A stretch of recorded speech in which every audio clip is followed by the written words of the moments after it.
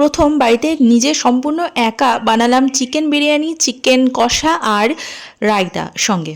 তো চিকেন কষা তো নর্মালি সবসময় করি, তবে বিরিয়ানিটা ছিল আজকে স্পেশাল।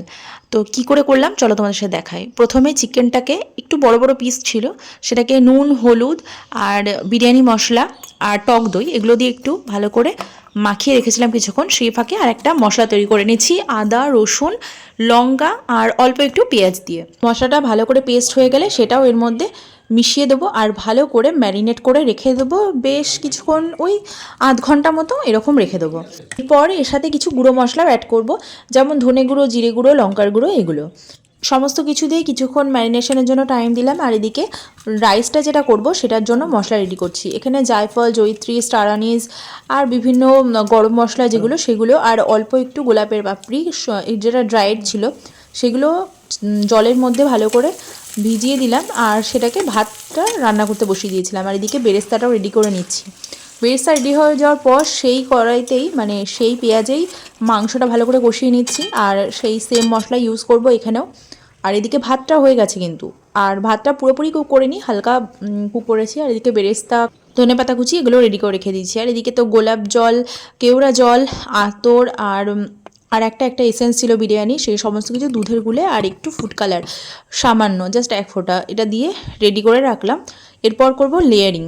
প্রথমে তেজপাতা দিয়েছি প্রেশার কুকারে, আর আমি আজকে মানে বিরিয়ানিটা প্রেশার কুকারেই করব।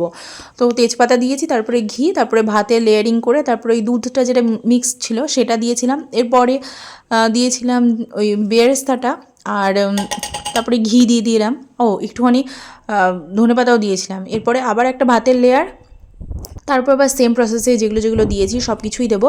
লাস্টে কিছু ড্রাইড গোলাপের পাপড়ি ছিল সেগুলোও দিয়ে দিলাম, আর কিছু কাঁচা লঙ্কা দিয়ে দিলাম, এতে ফ্লেভারটাও বেশ ভালো আসে মানে কাঁচা লঙ্কার। এরপর কিছুটা ঘি দিয়ে দিলাম, আর তারপর আমি প্রেসার কুকার ঢাকনাটা আটকে একটা চাটুর ওপরে বসিয়ে দিয়েছি। সম্পূর্ণ ডিরেক্ট হিটে দিইনি, এখানে এই 15-20 মিনিট মতো লো ফ্লেমে দিয়েছি। একটু জাস্ট সিটিটা যখন একটু আওয়াজ হবে তখন এটা বন্ধ করে দিয়েছি, কিছুক্ষণ স্ট্যান্ডিং টাইম রেখেছি, ব্যাস রেডি হয়ে গেছে চিকেন বিরিয়ানি। একদম ঝরঝরে হয়েছে, খেতেও কিন্তু খুব সুন্দর হয়েছিল।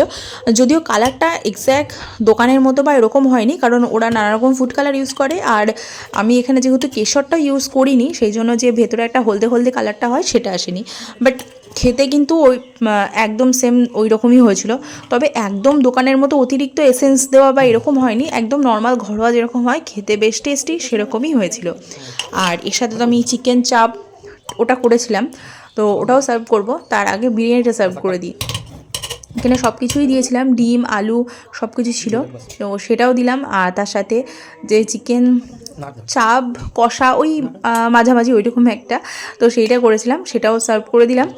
আর এর সাথে আমি একটু রায়তাও বানিয়েছিলাম টক দই দিয়ে, আর শসা, পেঁয়াজ এই সমস্ত কিছু দিয়ে, আর গোলমরিচ, নুন, চিনি যা যা লাগে সেগুলো দিয়ে করেছিলাম। তো এই হচ্ছে আজকের স্পেশাল মেনু, সেটা হচ্ছে চিকেন বিরিয়ানি, চিকেন কষা আর রায়তা। তো আজকের আমাদের খাবার এটাই ছিল। প্রথমবার বানালাম, প্রেশার কুকারে বানালাম, কেমন লাগলো তোমরা কিন্তু অবশ্যই জানিও। আর ভিডিওটা ভালো লাগলে চ্যানেলটিকে সাবস্ক্রাইব করো।